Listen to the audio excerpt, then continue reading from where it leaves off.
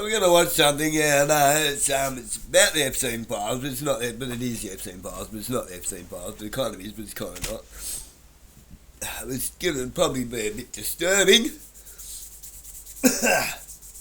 harrowing even for some. This disclosure stuff.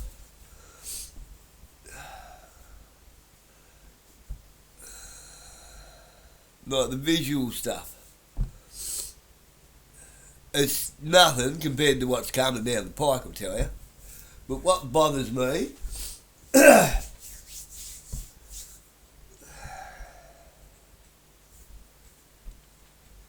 if we don't change the system, we don't fix the problem. There's another video I've got coming up that I've done last night on how if we don't fix the monster maker, we're not going to get rid of the monsters. That being the entire West, United States, the entire world really, but mainly I'm going to say United States, Israel, even here in Australia, Europe, everywhere. I'm going to go out on a limb here and say I think you'll find that Vladimir Putin has been fighting pure evil. I don't even think China's as bad as we think. I could be wrong on that. Who's ever been there to find out? Anyone that has been there to try to find out has never found anything, except for a bunch of empty cities. I don't think they've got the population they say they have, but I don't think the world has the population that we're led to believe it has. Not even close. I reckon probably maybe a third to a half. That's how they keep fudging elections all over the show. You think there's more people, then there's apparently more people voting. Yeah. Hey, in the world that we're living in, stranger things have happened, yeah? If we don't get rid of all the incentives that create these monsters, it's just going to keep happening. There's no point throwing people under the bus. And we know, even though it's only like the top, 1% or so, or 10%, it's still a fair chunk of people out of, if it is 8 billion, but even if it's only 10% of 3 billion, what's that, 300 million or something, 3 million?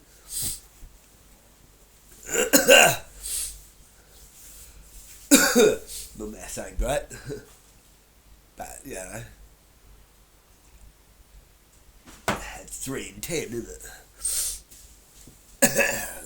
No, what is it? No. That's 1 in 10. That's 100 in 1,000, that's 10,000 for every 100,000. That's an awful lot of grubs in suits. People in media, in Hollywood, every single politician you can throw a stick at, and ones you even can't, and ones you don't even know exist.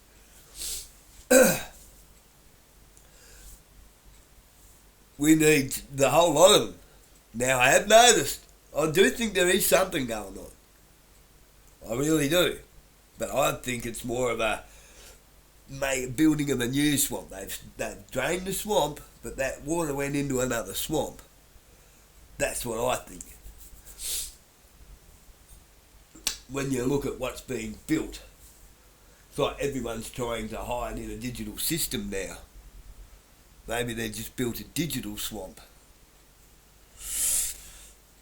No one can hurt anyone in there, and if they do, it's only digitally. 1, 2,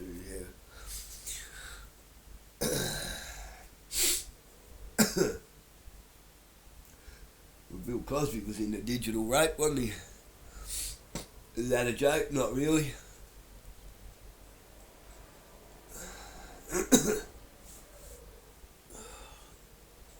Oh, this cold. Head cold. Yeah. So, we look at our Governor General and what was her name? Oh, there's a a top end senator or governor in the United States.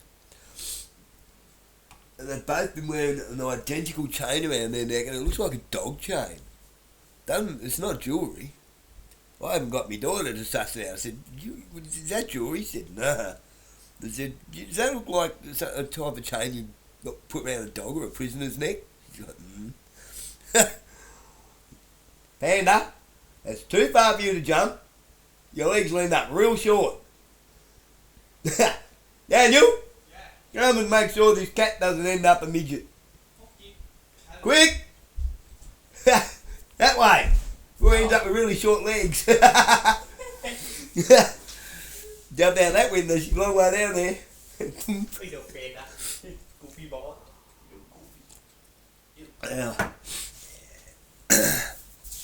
We need to form our own governance. And I think the only way we're going to force that hand in Australia is if we all just stop the taxes. Look at all the rorts that are going on. 80 billion in housing, 13 billion in the CFMEU. Well, where is it? You're not going to get it back, people. It's gone. In property. This is why I say it's our property now. It's all ours. It's all ours. Do we own it? No, we have dominion over it. We have dominion over it. I'm sorry, no one's getting this house. I'll go to war before I ever leave this house. If anyone tries to kick my kids out of it, I'll come back to go to war. My taxes, I've paid a lot of taxes. We know, we've been through that. But we gotta get rid of these people. We need to form proper governance. We don't need government, we need governance. We need actual representatives of the people, for the people. Right? It's got to be for the people, by the people, in favour of the people, in a democratic anarchist. Right?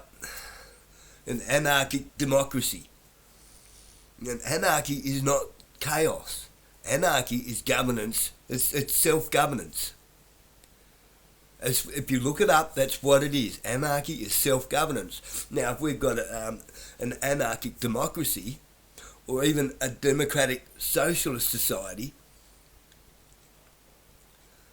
where the people are in charge and everything is for the people, we can all have everything that we work for, that we earn.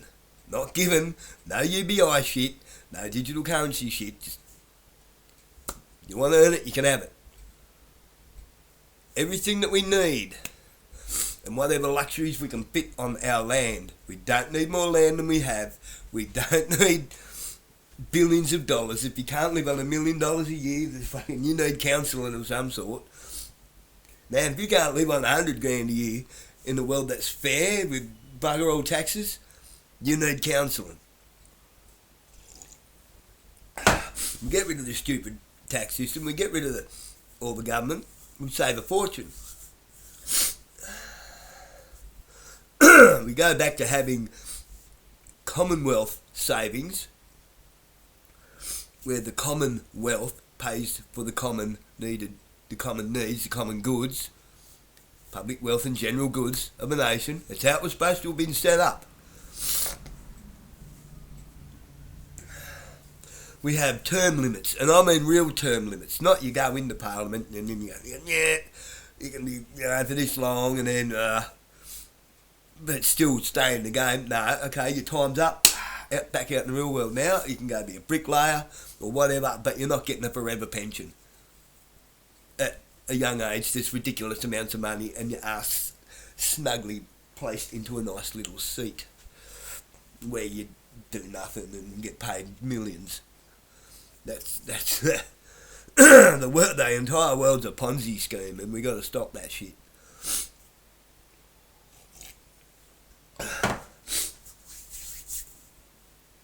Recall elections, okay? We're not happy with the job this person's doing. Council back as council and not third tier government because it was never meant to be. And first sign of smelling a rat, okay, we need this person's allocated funds audited. Where are they going? If they're going into anything private, you can't pay it back, you're going to have to get on the chain gang and work it back, mate. Well, you're not going to be held as a criminal forever, but you're going to pay it back, one way or another. That's how it needs to be. But by the people, in a fair system, where we're not putting people to death, we're not putting someone who made a mistake in prison with fucking hard criminals. Bosie had his way, everyone would be locked up and he'd be king of the world and everyone would have a chain attached to him, chained to somebody else. Or dangling off a hemp rope. He's a horrible man. Oh, his juice is going out, right? But not just a minimum wage. Minimum wage is going to be brought up. But we need a maximum wage cap, like Jesse Ventura says. If you can't live on so much a year, there's something wrong with you. And that takes away the incentives for corruption. Sky's the limit. But you can only fit so much under the firmament. We need a wage firmament. If you can't live on that, or if you're not satisfied with that, you got problems. You know, I'm happy with what I've got. And they want to take my nothing off me.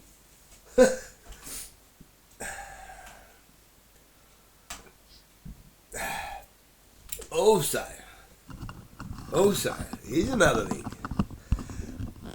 If there was actual, real, proper law in this country or in this world, and they were doing their job properly, they wouldn't be harassing people for little nothing burgers that they do in their privacy of their own home that's not hurting anybody else, would they? Because they'd be too busy making sure all the kids don't get fucking kidnapped and trafficked and all that, eh? They'd be chasing actual thieves, real criminals, not the victims of a sick, twisted society.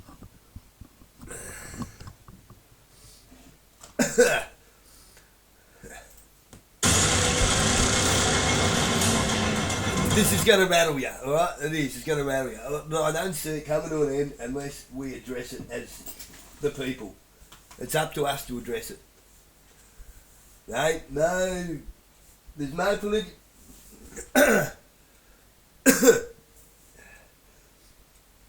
Just watch this.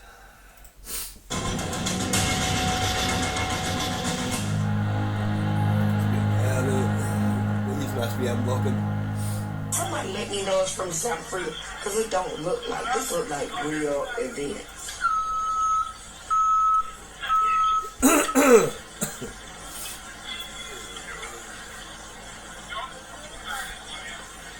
Are those Hispanic soldiers? Oh my goodness. That's a shipping container. No. Right, I'm already going to pause it. For the longest time, how long have I been telling you that the kids and drugs are coming in through diplomatic immunity channels?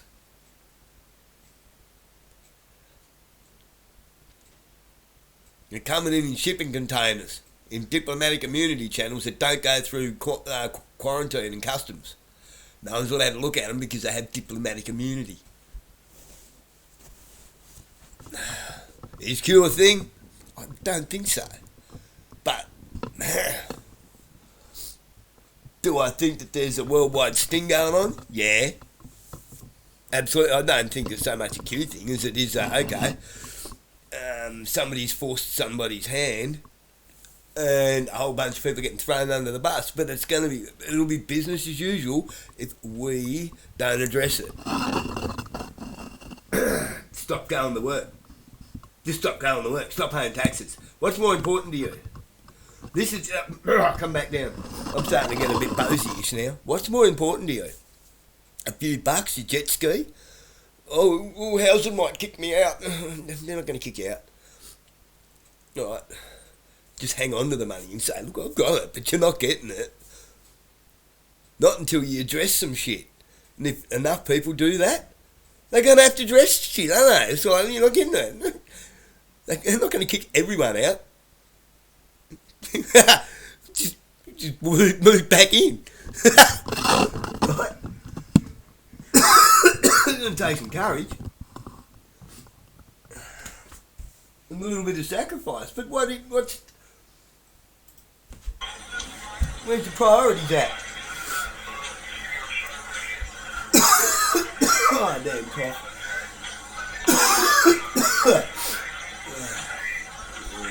Oh my goodness, more. Yeah. That sounds so shocked, lady. You gotta rattle some people. Giving them to somebody else for money that they get from the federal government.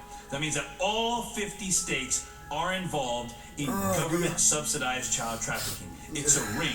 It is the largest and most pervasive child trafficking ring in the history of the world by sheer money and numbers. Children are seized unnecessarily from their families due to the federal aid entitled the Adoption and Safe Families Act. It was put into law in 1997 by Bill and Hillary Clinton, and I said it that way on purpose. And it is a law that literally steals money from the Social Security Fund and gives this money to the states in order to incentivize them to kidnap babies. To receive the adoption incentives or bonuses, local CPS must have more children. Hillary Foundation. They must have more merchandise to sell. Every child, once you've added it all up, is worth approximately $1 million to the state. But we've been told that this is a $60 to $80 billion a year industry, meaning the federal government is taking $80 billion a year and giving that money to all of the 50 states to kidnap children. Parents are victimized by the system that makes a profit for holding children longer and bonuses for not returning children to their parents. But their own statistics state that 83% of all children who are taken by CPS, Child Protective Services, are for unsubstantiated allegations, meaning never should it have happened in the first place. So that imagine anything else in the world where you know you get it wrong 83% of the time and you admit it, but you just keep doing it. Case workers and social workers are often guilty of fraud. They withhold and destroy evidence.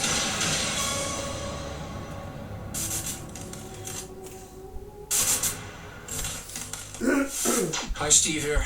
You have to forgive me if I'm just a little bit out of it because they sprayed heavy chemtrails Wednesday, and in Southwest Florida, it's miserable. Chemtrails, by the way, barium salts are in chemtrails. They are 10,000 times more toxic to your nervous system than lead.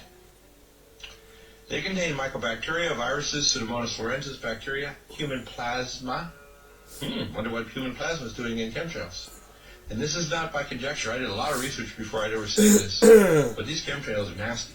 I mean, Brian, that's what bugs like me. The first is, and I talked to my NSA buddies at Fort Carson, Peterson Air Force Base, and Buckley, where I was actually their doctor taking care of the pilots flying and spraying the chemtrails. So I know it's real. If anybody says it's not real, they're full of it. Okay? Because I'm a whistleblower. On the inside, it's not open for discussion. And my NSA buddies told me, 95% of them told me, they were up there trying to spray to reflect the sun out to stop global warming. So most of them are dumb enough to believe that garbage. But there is an awakening happening right now. Not in one country, not in one political party, not in one religion. It's across the entire world.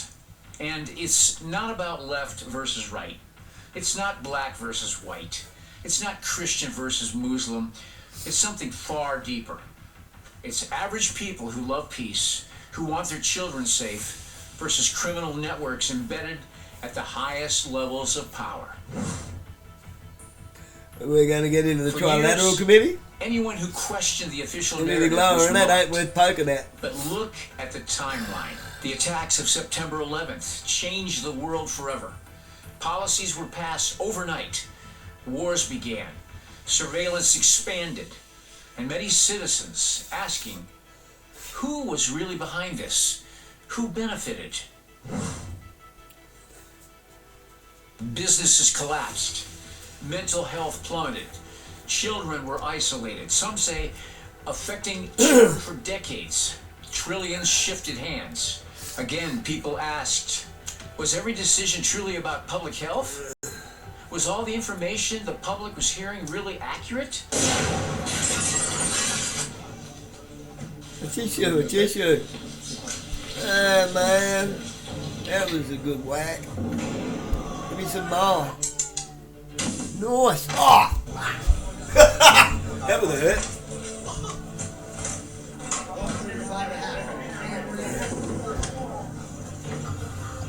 Ja, baby, did he met? Oh my gosh.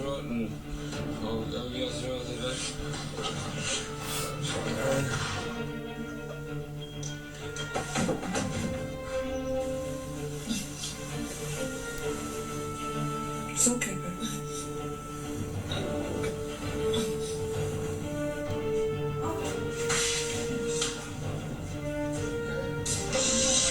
I am not feeling well.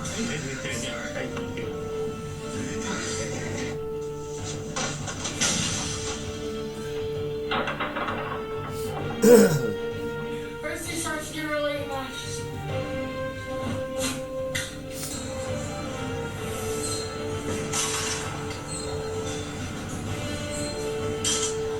What?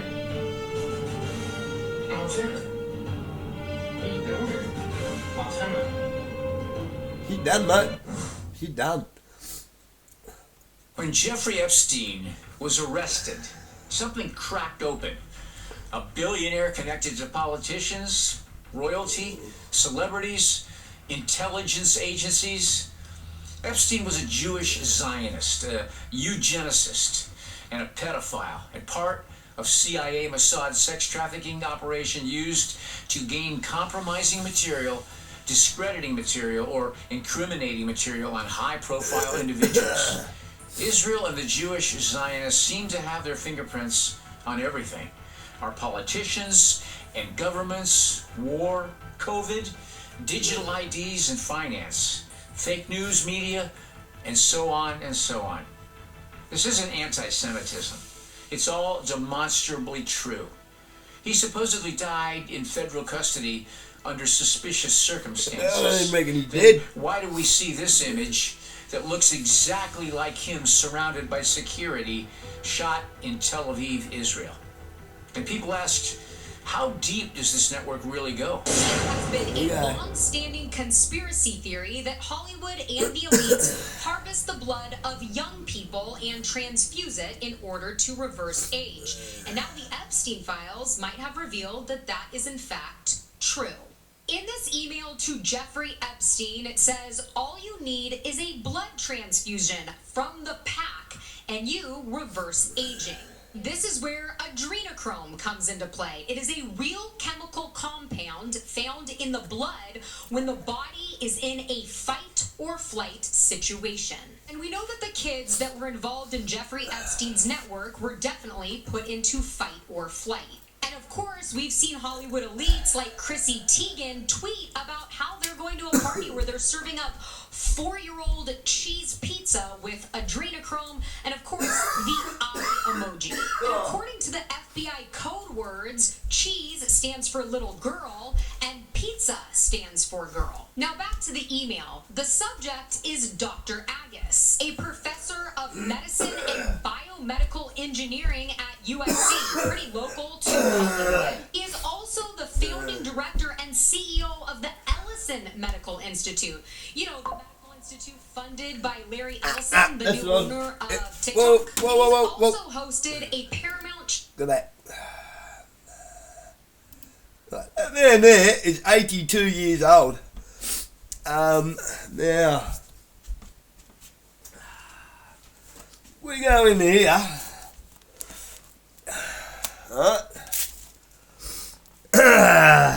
The Antichrist is born of a harlot with a grey hair and a face like a baby. Hello?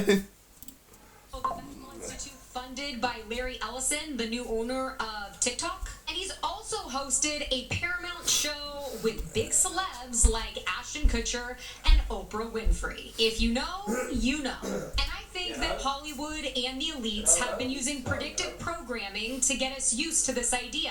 Take Monsters, Inc., for example, where a bunch of monsters go into little kids' rooms to get them to scream, harvest those screams, and then provide energy for the city of monsters.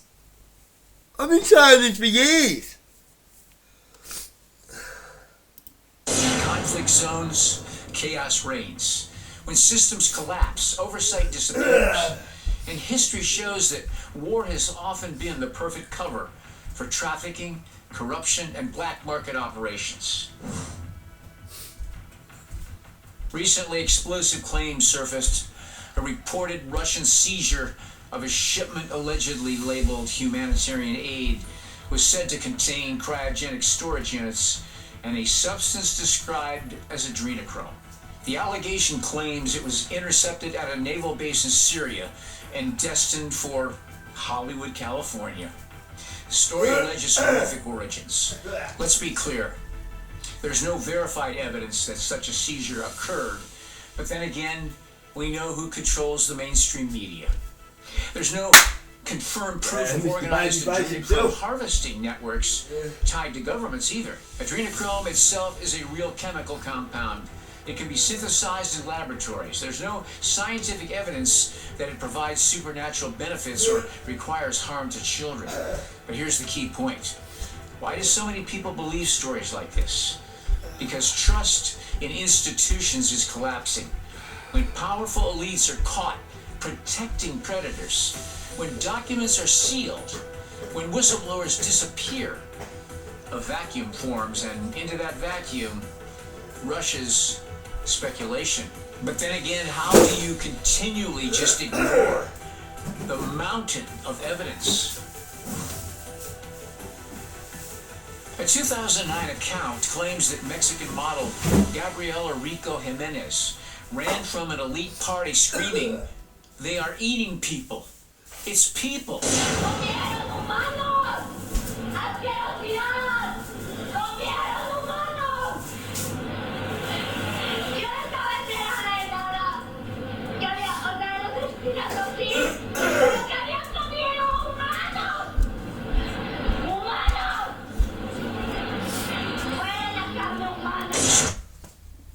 Kind of like, I see some things with kids and that, and I get that angry, I cry. But then, why are you so shocked? Like, seriously, why are you so shocked? Look at the atrocities that's happened over time, over generations and generations and generations. Do you ever stop to think that maybe the scientists in Germany were trying to work out what made the Jews tick? Like, what's in there? What's under there? What's making them... What's with these scientists? You think maybe there's a hell of a lot more to that cake and cream? Well, more than just the icing on top?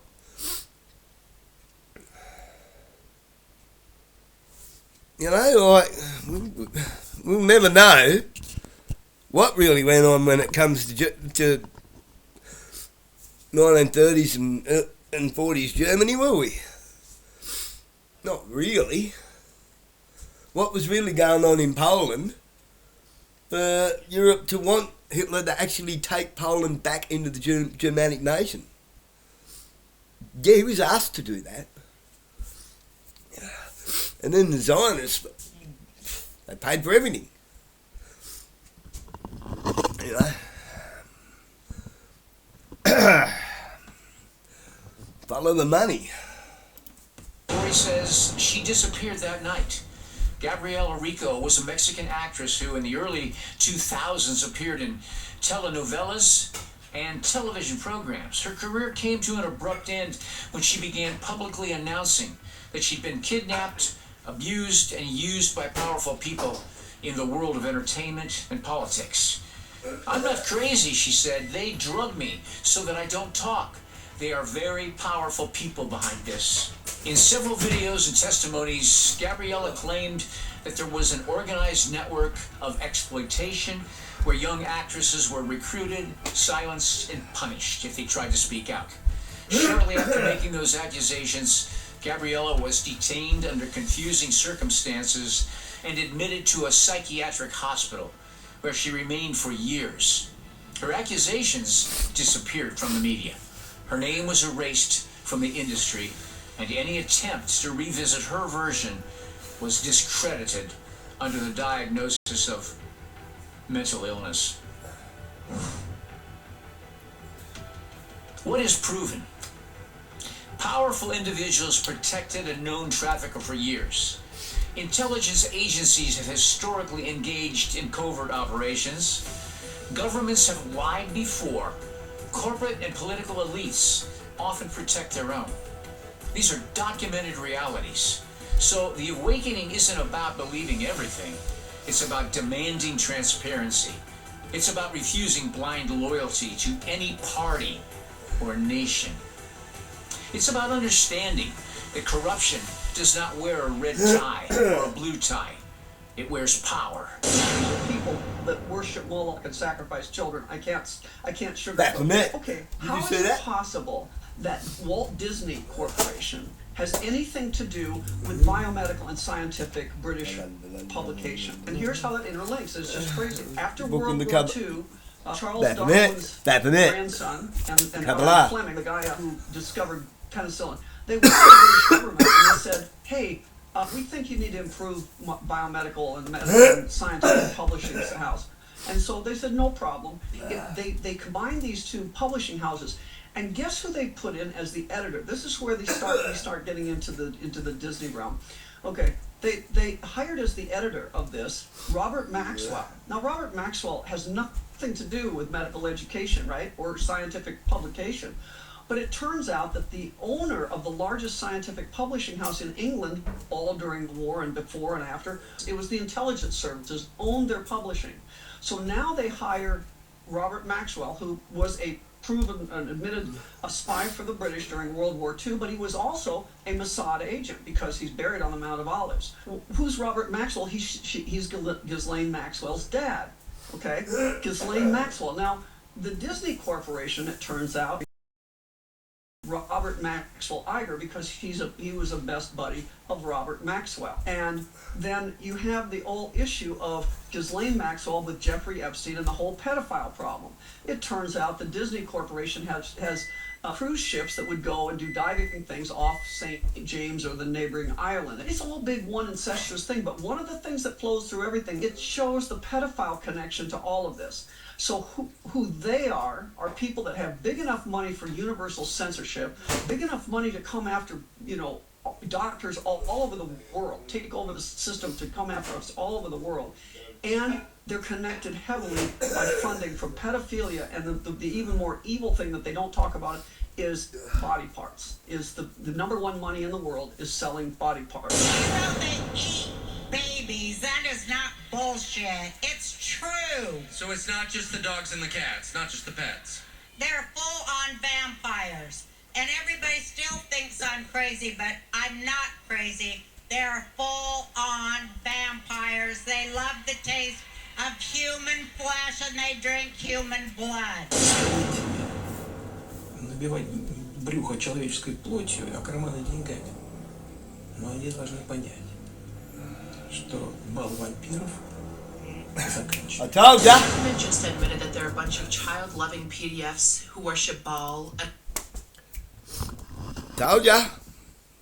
Did I not tell ya? Putin's fighting pure evil.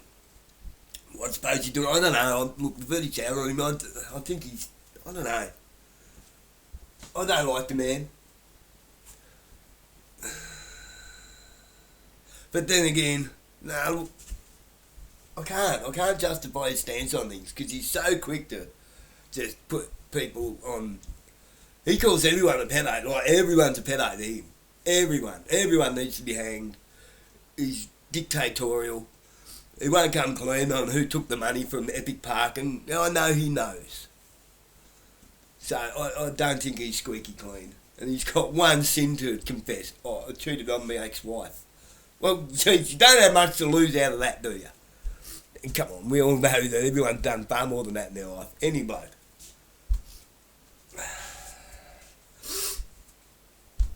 I've seen a little bit too much Masonic stuff come out of him for me not to think he's controlled opposition. Anyway. Are Satanists, and people think the solution is voting in the midterms. Do you now see why they don't care? Do you now see why they are so open about this and mocking us? Because they know tomorrow you're still going to clock into work on Monday. They know that you still have faith in a system that you cannot vote your way out of. This is why they don't care. Because they know there are people who still believe in this illusion. The real divide is not race, not religion, not nationality. What it is those who exploit innocence versus those who protect it. Those who profit from chaos versus those who want peace. The awakening happening right now is a collective realization. The people at the very top are often insulated from consequences. And unless citizens unite peacefully and admit that these criminals are actually committing these atrocities, accountability will never come. But here's the danger. Anger can be weaponized if outrage turns into blind hatred, if entire ethnic or religious groups are blamed, if unverified claims are treated as fact, then the very forces people claim to oppose win. Division is their shield. Ignorance and denial are their covering. If we don't stand for truth, real documented evidence-based truth, what future do our children have? If we let corruption hide behind partisan warfare, if we let media distract us with cultural battles, then yes, the future becomes fragile. But if average people unite around transparency, child protection, accountability, and peace, that changes everything. The awakening is not about conspiracy. It is about responsibility. It is about courage. It's about refusing to look away from proven corruption, while also refusing to be manipulated by unverified horror stories. Because truth is powerful enough on its own.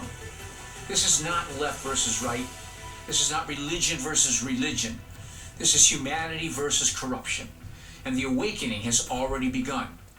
And yet the world at large is still distracted, diverted, and detoured with everything under the sun. And so we stay fat and happy with all kinds of worthless vanity, like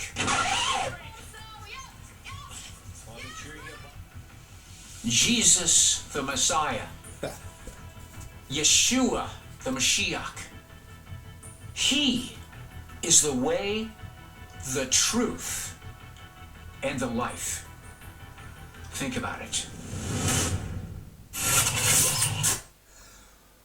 Yeshua the Mashiach, now behold, and behold, now behold the Messiah, is what that means.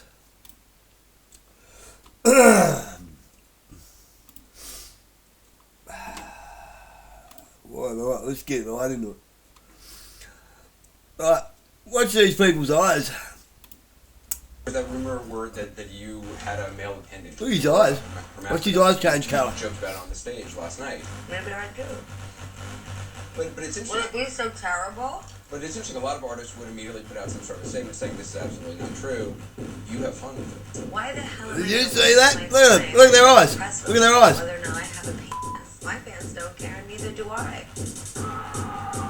The pupils kept changing shape. That you had a male and he's changed colour. Hermaphrodite, and you joked about it on the stage last night. Maybe I do. But it's interesting. Would it be so terrible? But it's interesting, a lot of artists would immediately put out some sort of statement saying this is absolutely not true. You have fun with it. Why the I hell just went am I yellow. gonna waste my time? Hers just turned to slits. See that? I have a penis. My fans don't care, and neither do I. Just coming back. Was that rumor word that you had a male? Look at the eyes on it. Intended. That you were a hermaphrodite, and you joked about it on the stage last night. Maybe I do.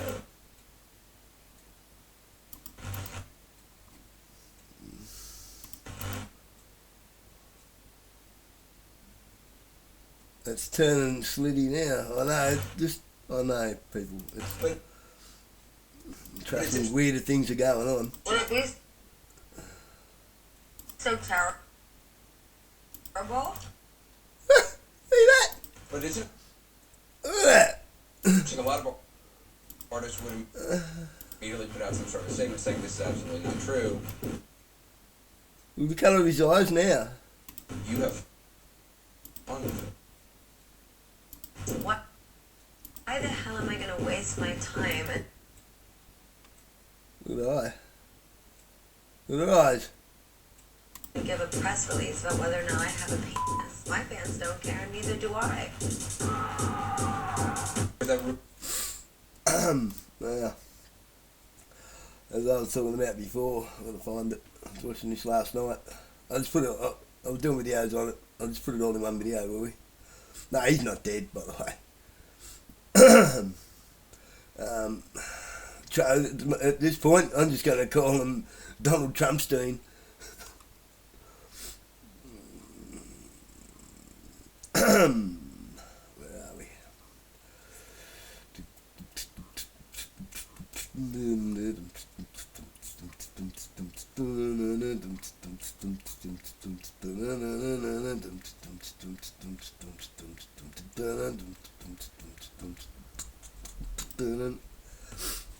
Right, Epstein, take two. I'm going to be honest with you. I'm exhausted. You're running a massive Epstein cover-up right out of the Department of Justice. Here are some of the most shocking emails that have emerged which relate to Lord Mandelson. Trump's name appears more times in the Epstein files than God's name appears in the book about God. Why are we all obsessively looking for these monsters? Like it's a wobbly, painful tooth that you just can't stop touching. Was Epstein a Mossad agent? New files deepen mystery over Israeli links. The whole look at it this way. The only way that you can be a thing and that's Trump is if Trump is throwing himself under the bus and taking everyone with him. I don't see that happening. I can't see that happening. Unless, look, you know what? I would love to stand here and make an hour-long video and say I had it all wrong. And the happy days are coming. I'd love nothing more than that. But I just don't see it happening. Because, watch this. And this is what I'm, it's on us. It's on us, people. Epstein files are showing the extent of connections between Epstein and Russia. The title of this one is Child Sex Trafficking. Co-conspirators, fully redacted. While I'm obsessing with the monsters, I keep forgetting about the factory that made the monsters. And that factory, it's still running. So the reason we all love monster hunting isn't just because it's so psychologically satisfying, but it's actually deeper than that. It's neurological. Your brain is being hacked by it. In 2004, Swiss neuroscientist, and forgive me, this name, I don't know how to pronounce this name, Dominique de Quevin, I'm so sorry, published a study in Science. And he wanted to know what happens to the brain when we punish somebody that wrongs us. So he set up an economic game where one player could betray the other player.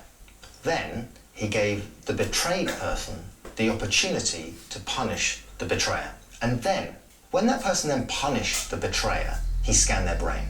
And what he found is that when people punish the wrongdoer, their dorsal striatum lit up like a fireworks show. The dorsal striatum is the brain's reward center. It's the same region that fires when you eat chocolate, and it's the same region that lights up with addictive drugs. So punishing a wrongdoer gives you a hit of dopamine, like justice, or what feels like justice, is neurologically identical to a drug. Let's have a bit of fucking justice in the world. Oh, give me some justice. I don't know what I'm doing. Is that paedophile going down? Oh, that's good. And yeah. Excuse if there's any black going on here. I'm sucking on an activated charcoal tablet. Yeah, they're good for you. They hook on to the baddies. I don't get that. He's going to explain how it works here in a sec. I don't get that. It doesn't happen to me. I don't get that rush that cops get when they put handcuffs on people and stuff. I've never got it. Never had it. I don't get a kick out of hurting people. I don't get a kick out of violence. Oh, someone will get a kick out of that. Sorry, puss. You'll sleep a bit longer now. Sorry, guys.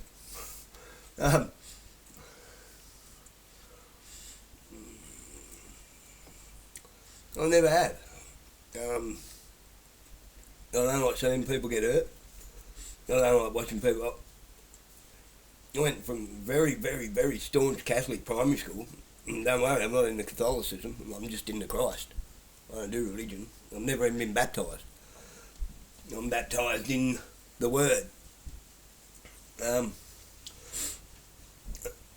I was the odd one out there. I was the heathen, not baptised from a family with a drunkard freemason father. Yeah, I'm 99.999.100% sure. Now, Mum's into witchcraft. Now I went to public high school. That was the roughest school in the state at the time. I didn't like it there either. Everywhere I've been the odd one out. And I'm an only kid. Only kid from a broken home that never fit in anywhere. I've watched the whole world from the outside. I've just observed it. I don't like what I see much. I've never got a kick out of cruelty. I was always the kid that would go and stick up for the autistic or the Down syndrome or the deaf kid. Oh, what are you picking on him for? I was a little kid at school, but I'd throw down in grade 7, I'd throw down with the grade 10. As you can see. Yeah, I've done a bit of that BMX riding too, but anyway, get back on with it. I'll just explain, I don't get that rush. I don't understand it. Not only that, in 2016, David Chester and Nathan DeWall at the University of Kentucky showed that retaliatory aggression activates the nucleus accumbens, which is not just the reward system, but the addiction system, which is the same circuitry implicated in cocaine and heroin dependence. So every time that you see a headline about Epstein's client list, every time you share a post naming names, every time you imagine these people being arrested, your brain feels like it's giving you a hit. But neurologically, it's closer to a fix. The latest revelations from the Epstein files raise some serious questions about the reliability of what the then Prince Andrew said in a BBC Newsnight interview. Like any fix, it has a come down. The dopamine fades, the outrage needs refreshing. So you need a new name, a new revelation, a new monster. Hi, my name's Phil. I like talking about politics. So, Nigel Farage being implicated in the Epstein files. We didn't expect that one. And the most fucked up thing is that while your brain is lighting up with righteous fury at the monster, at the same time, it's going dark in response to the system that created that monster. And I'll explain what I mean. In 2020, Shahzad Gordasi and Eric Knowles at NYU published a study in the journal Nature Communications. They showed participants footage of genuine human suffering, real homelessness. And then they didn't just ask how people felt, they measured it physiologically. Skin conductance to measure stress, facial electromyography, tiny electrical signals in the muscles that furrow your brow when you feel distress. Now, before they did that test, they asked the participants whether they believed in the current economic system and whether it was fair or not. Now, the people that said beforehand that they believe the economic system is fundamentally fair, the people who buy into the idea that hard work gets rewarded, their bodies responded less. Their brows didn't furrow. Their skin conductance stayed flat. Their nervous system treated footage of homeless people the way yours treats wallpaper. Which means that the belief that the system is fair had physically numbed them to the suffering that the system produces. Not as a choice, but at the level of autonomic nervous system. So they're not choosing to do that. The nervous system didn't respond. So if you put both of those findings together, your brain gives you a dopamine reward for punishing individual monsters and makes monster hunting feel like winning. And at the same time, your brain suppresses your emotional response to systemic suffering, which is the perfect recipe for a population, all of us, that is permanently outraged at individuals and permanently passive about structures. That's why it's not a conspiracy. It's a system. Furious at faces, blind to system.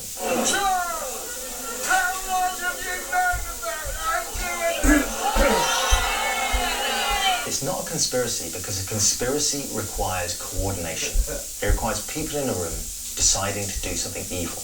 And some of that, with Epstein, clearly happened. But the much more frightening truth is that most of what we're seeing doesn't require a conspiracy at all. You don't need a secret meeting to explain why wealthy, powerful men with access to private jets and a private island and a consequence-free environment might end up doing terrible things. You don't need a conspiracy to explain why politicians who received money from Epstein didn't ask where it came from. You just need a political system where campaigns are funded by the ultra-wealthy and nobody asks questions about the money. You don't need a conspiracy to explain why prosecutors gave Epstein a sweetheart deal.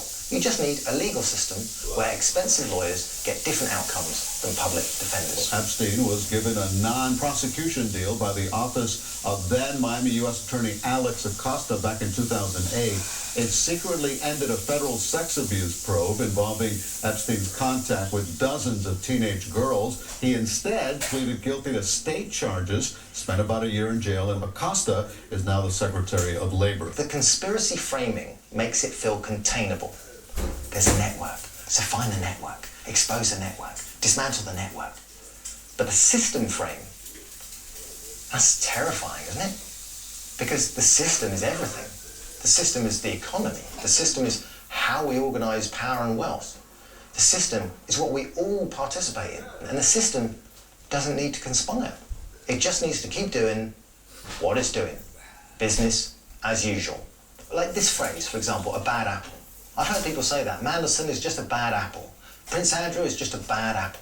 That is a phrase that we've somehow forgotten the second half of. Because the rest of the proverb is, a bad apple spoils the barrel. The original saying is about systemic contamination. We've turned it into an argument for individual blame. And sociologists have studied that pattern for decades. Here in Australia, we say one bad apple. One bad apple in the box will turn the whole box rotten. Decades. Diane Vaughan, a sociologist at Columbia University, spent years investigating the 1986 Challenger space shuttle disaster. Her 1996 book introduced a concept called the normalization of deviance, the gradual process by which rule breaking becomes standard practice inside organizations. Why? Because nothing catastrophic happens each individual time.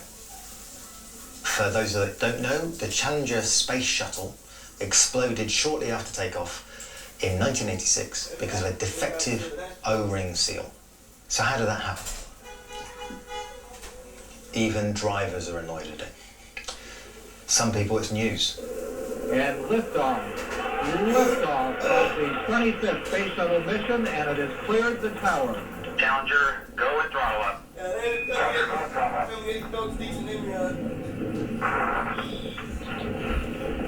Flight controllers here looking very carefully at the situation.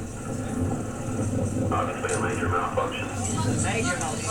Instead of using a single rocket, like Apollo, the shuttle was attached to an external fuel tank and 2 solid rocket boosters. Each of the boosters was constructed of joined metal tubes, and the field joints were sealed with 2 rubber gaskets, called O-rings. One thing engineers saw was the O-rings that sealed the booster joints weren't behaving according to design. On several flights, especially those at cold temperatures, rocket propellant had blown by the primary O-ring. The first time it happened, they accepted it. They tested it. They thought they knew what had happened.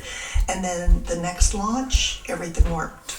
And then a few more launches and it happened again. But each time, the secondary O-ring prevented gases from escaping the side of the booster. So rather than stalling the program to redesign the joint, NASA waived the requirements governing O-rings, which effectively made it acceptable to fly with minimal erosion. Even with the worst erosion they'd ever had, it hadn't failed. So they started to work on it, but they really weren't rushing. It didn't seem so terrible, but they continually expanded the bounds of acceptable risk. Every time NASA flew with damaged O-ring seals and the shuttle came back in one piece, it got a little easier to fly with damaged O-ring seals. So while engineers raised concerns and the management noted the concerns, the shuttle flew anyway and nothing exploded. So the concerns got smaller and the flights got more routine. Until the day 73 seconds changed everything. There's a name for that in Australia, it's called Go with throttle up.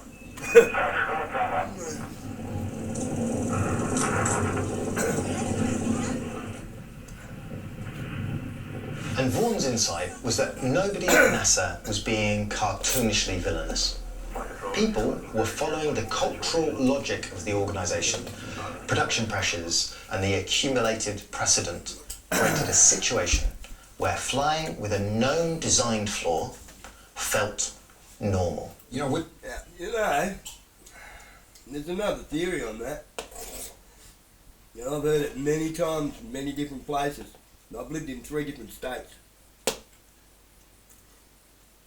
That was the world's worst suicide sacrifice at a time for the whole world to see. And then there was Princess Diana and Dodi Al-Fayed, a prince and a princess. Apparently, she was some kind of moon goddess or something. I don't know. I know she was the daughter of one of the 300 committee. They couldn't have a monarchy and an Arabian prince being heirs to the throne, could they?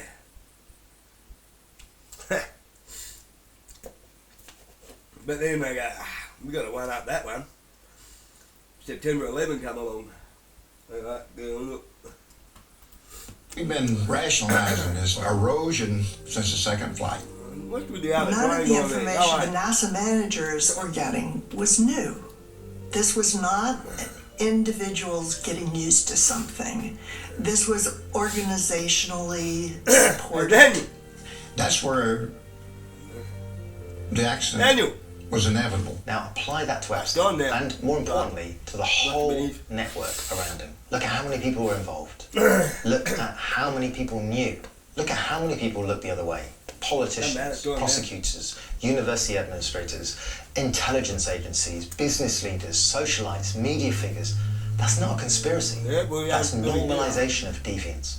That's what happens when rule breaking becomes standard practice, because nothing bad happens to each individual each time that it happens. So every time that a wealthy person faces no consequences for that behavior that would destroy an ordinary person, it got normalized. Every time the system looked the other way because someone was rich enough, it got normalized. Each time someone took money they shouldn't have taken, went to a party they shouldn't have gone to, looked away from something they shouldn't have ignored, and nothing happened, the deviance got more normal. Epstein in that isn't the anomaly. Epstein is just the moment the O-ring finally failed. If you focus on the individuals, if you name every name on the list, prosecute every person, shame every associate, and you leave the system intact, the system's just going to produce another monster. Because the normalization of deviance doesn't end when you catch even the last person. It ends when you change the conditions that made the deviance normal in the first place. So, what are those conditions? What's the factory actually running on? 1. Extreme wealth concentration. Right now, the top 1% of Americans own 32.3% of all wealth. The bottom 50% own 2.5%. Globally, billionaire wealth hit 18.3 trillion in 2025, which is up 81% since just 2020, in 5 years. The world's 12 richest people hold more wealth than the poorest 4.1 billion. 2. We have a legal system that operates differently for the rich. Epstein's 2008 plea deal, 13 months, work release, registered as a sex offender, but kept his wealth, his connections, his lifestyle. That isn't a failure of the legal system. That's the legal system working as it's designed when you can afford $1,000 an hour lawyers. 3. Political capture. Billionaires are 4,000 times more likely to hold political office than ordinary people. And not only that, they own more than half of the world's major media companies and every single one of the main social media platforms. They don't just influence policy, they write it. 4. Desperation at the other end. 60% of Americans can't afford a $1,000 emergency. The same system that concentrates wealth at the top produces economic desperation at the bottom. And that desperation is what predators like Jeffrey Epstein exploit. He targets vulnerable young women who need money they couldn't get anywhere else. And 5, critically, the removal of consequences. Behavior that goes unpunished gets reinforced. Every time Epstein should have been stopped, his wealth bought him immunity. Every time he got away with it, his brain and the brains of everyone watching learned the rules don't apply. That's not a conspiracy. That's a production line. Concentrate wealth, remove consequences, capture politics, the manufacture of desperation, and normalize deviance. That's where the accident was inevitable. And when a monster inevitably appears, focus all public attention on the monster. Direct all the outrage towards the individual and leave the factory running. And this is why I started by saying I'm exhausted, because I think the exhaustion is the point. I think it's part of the system. Dr. Stephen Leach at Lancaster University led a study analysing 1.2 million posts on Twitter, X, containing links to nearly 25,000 petitions. And he was looking at the relationship between moral outrage and action in the real world, people that would sign those petitions. And what he found is that expressions of moral outrage dramatically increased a post's virality. More likes, more reposts, more engagement. But outrage had no significant effect on whether people actually signed the petition, the thing that would create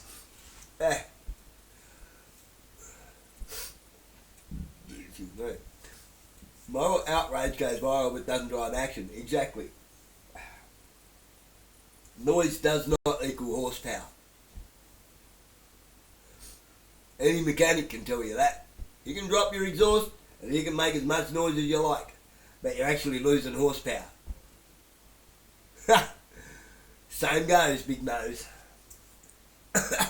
real change. People just didn't do it because the outrage felt like action. It replaced action. But posts that emphasized group identity, agency, and pro-social intent, the boring posts, the ones that didn't go viral, those actually generated petition signatures. So think about the Epstein conversation right now. Millions of people posting, sharing, demanding the list, calling for arrest. And what's actually happening in terms of policy? Guys, what is actually happening in terms of policy, in terms of the structural changes that would prevent the next Epstein? Just anyone, has anyone got, what's actually happening in the, has anyone, what is actually happening in the policy actually? What is happening in policy actually, anyone? Nothing. Our anger is being composted into content, and I include myself entirely in this. I've been doom scrolling through all the names and connections for days, and what has it achieved? Well, I'm more informed about who was on a flight log. To be fair, I've always loved flight logs. Flight Simulator, it was a great game for me when I was younger, but who's on the flight? That's what I want to know. The developers never replied. So, here's what I'm trying to hold in my head at the same time. It's two things at once. First, individuals who committed crimes should face justice. And secondly, the system that produced them needs to be addressed. And those two things aren't contradictory, they're actually complementary. But right now, all we're doing is the first. You don't stop monsters by hunting them one by one. You stop them by closing the factory. And you close it by fixing a tax system that lets wealth pool to obscene extremes. You close it by ending the consequences vacuum. Same laws, same courts, same sentences. You close it by getting money out of pocket. You see how tax is theft? Taxation without representation is tyranny. And you close it by rebuilding the safety nets so people aren't economically desperate enough to become victims. And you close it by recognizing that extreme wealth inequality isn't just unfair, it's a factory that manufactures abuse. The problem we have right now is we are living in an Epstein economy. And until we dismantle the Epstein economy, we're all complicit in building the next monster. Ah, bollocks. We're all complicit, including me. I mean, what's this going out on? This is going out on YouTube. Who owns YouTube? Who am I making money for right now? That's bollocks. It's widespread. With Katrina, where the engineers were saying these structures are not going to hold, we need to do something more here. With British Petroleum, early warning signs ignored. The cement used in the Gulf oil rig was flawed. The 2008 financial failure. The Federal Commission concluded it could have been avoided. There was a fine line between what is devious and what's a good business decision. We can never resolve the problem of complexity, but a lot of us work in complex organizations. We don't really realize the way the organizations that we inhabit completely inhabit us.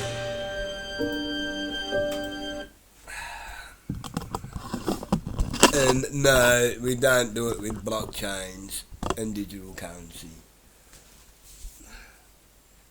You just don't.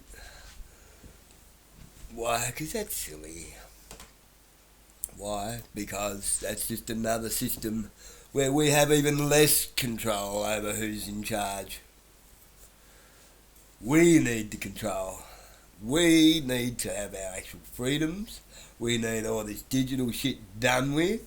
Because you know what's happening at the moment in the United States of America?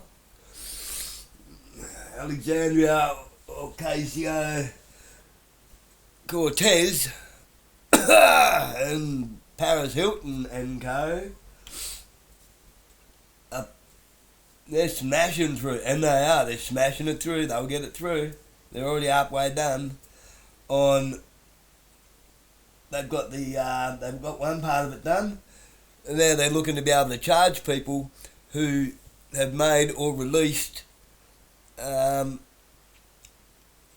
artificial intelligent deep fake material of anyone, whether it be porn or whatever. So the cover-up's on. The whitewash is on already. Is that a good thing that she's doing? Hell yeah! It'll stop the deep fakes, but it won't stop the real stuff, will it? Well, it might stop the deep fakes. It's only illegal if you get caught, they reckon.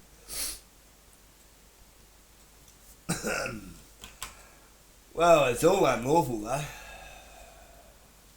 You see, if we don't keep our sovereignty of purchasing power, we may as well have nothing. In a sense, we don't own anything anyway. Nobody does. That's an illusion. It's called temporary dominion.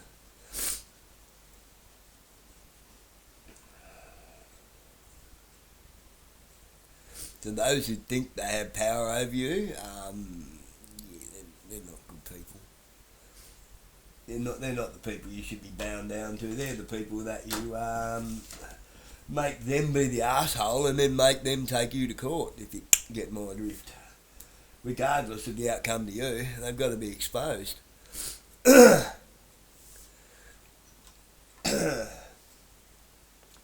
In groups.